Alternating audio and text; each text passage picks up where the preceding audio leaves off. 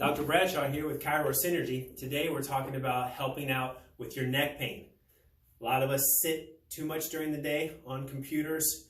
What ends up happening, if you look at yourself from the side, your chin starts to tilt down, your head tilts forward, and these structures from the chin that run down the neck and attach onto the collarbone on each side, these structures get very short and tight as we sit like this. If we drive a lot during the day, our head goes forward and chin comes down. It shortens these structures. We want to lengthen these structures that run from the front of your collarbone and chest on up, and they attach way up here on the underside of your neck where your jawline is. It's called the platysma muscle. This is called a platysma stretch. Here's how you do it. The setup is important. The platysma, anatomically, let's just review, is very thin. It's paper thin. It's much thinner than the thickness of my thumb or the thickness of your finger.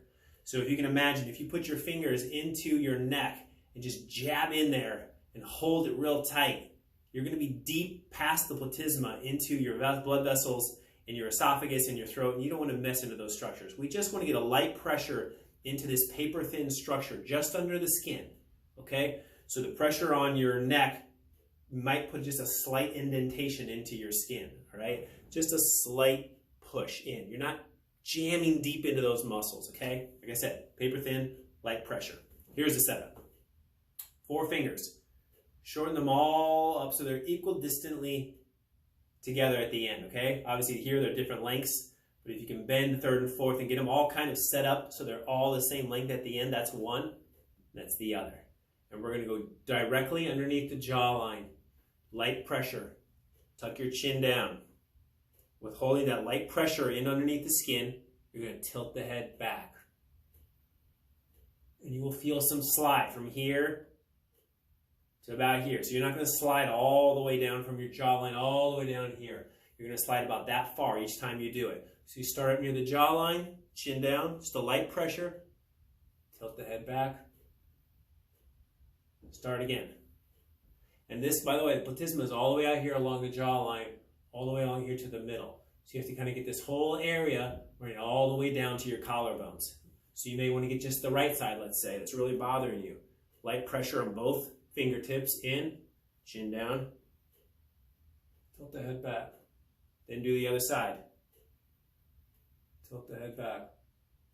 And like I said, you're not going in far. If you go in too far, your blood vessels will talk to you and say, stop doing this, it doesn't feel good, okay? Just remember it's a light pressure. You could even do it without pressure, just tilting your head back, right?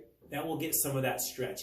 But if you really want to hit that platysma, that's an important one. So you just, again, light pressure, hold in there, chin down, tilt the head back, work your way all the way down so you get all the way down to the collarbone. Also, this is a very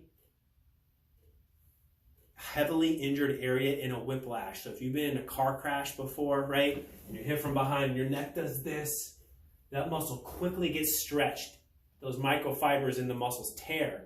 They heal with scar tissue. And now you got this stiffness in your neck. And if you're somebody who has a hard time tilting your head back, it just feels stiff. It just doesn't feel right. You may even feel it in the back. You don't really feel it in the front. This muscle is involved, and you got to stretch it back out, and you got to stretch out those tight fibers, stretch out that scar tissue to get it better. This will help.